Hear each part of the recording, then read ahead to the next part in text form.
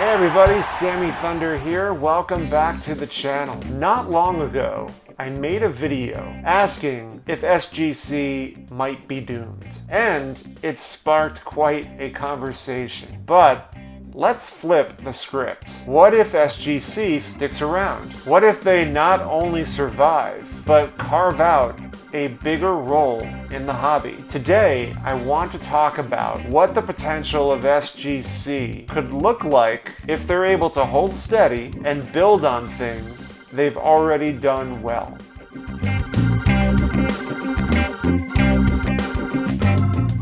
SGC already has a loyal following.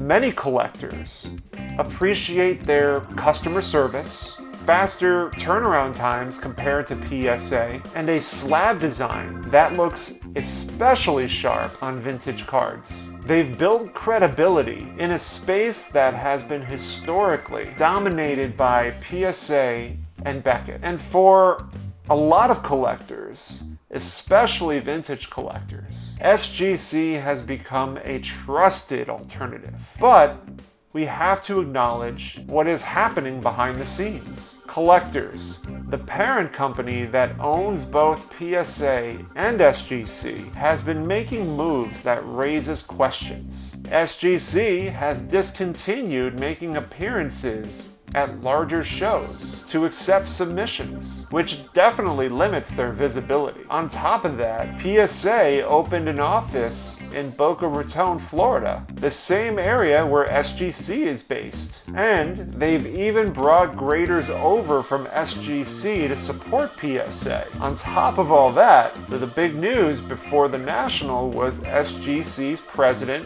or now former president, Peter Steinberg, stepped down. That leaves the company without a clear leader at the moment. For collectors, that raises another question. Without someone at the helm, will collectors invest in SGC's future or just let them fade into the background? And finally, here's another wrinkle. Ryan Hoge, the president of PSA, has already stated publicly that SGC will remain as more of a boutique brand. That tells us a lot. On one hand, it means collectors is not planning on shutting them down completely. On the other hand, it suggests SGC won't be built up to compete with PSA head to head. Instead, they might be positioned as a smaller, more specialized grading company that serves a niche audience, probably vintage collectors, since that's where they've always been strongest. But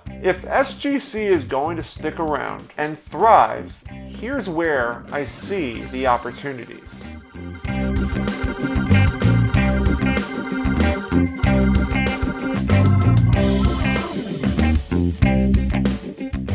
One, double down on vintage. This is their strongest lane. Their slab aesthetics, their history, and their current customer base all fit vintage perfectly. If they lean harder into being the vintage grading company, that could really solidify their spot. Number two, expand internationally. There's a growing market for cards outside of the US, from Cuban to Venezuelans to Japanese issues. If SGC positions itself as the company that truly embraces international grading, that could separate them. Number three, registry and tech. PSA has the registry advantage. But if SGC built something collector-friendly and transparent, it could pull more people in.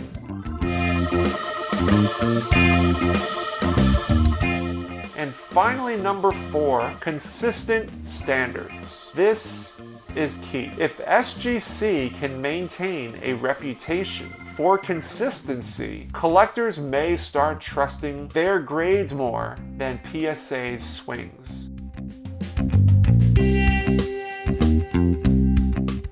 Of course, it's not all potential upside. They'd have to navigate some real challenges. For one, market premiums. PSA still sets the ceiling on pricing. For SGC to stick around long term, they would need to close the gap on resale value. Number 2 is brand recognition. Outside of vintage collectors, SGC still isn't a household name like PSA. They would need more visibility to keep pace. Number 3, parent company's intention. This is the big one. If Collectors continues to move graders over to PSA and keeps SGC out of major shows, that limits how much SGC can realistically grow. Number 4, leadership void. Without a president right now, SGC needs strong leadership to chart a future direction. Without that, it's hard for collectors to feel confident. And number 5, scaling without losing quality. If they expand too fast, consistency and service could slip, which would undo their reputation.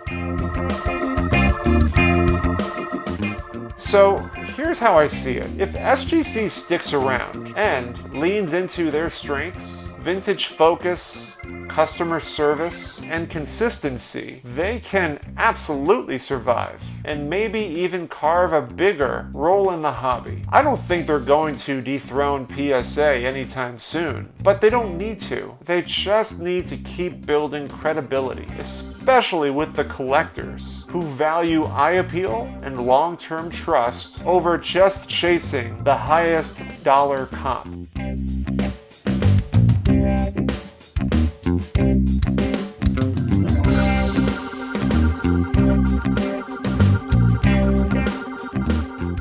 What do you think? If SGC sticks around, what's their ceiling? Do you think they can grow? Or will they always be in PSA's shadow? Drop your thoughts in the comments, and I'll see you guys on Wednesday. Take care, everybody.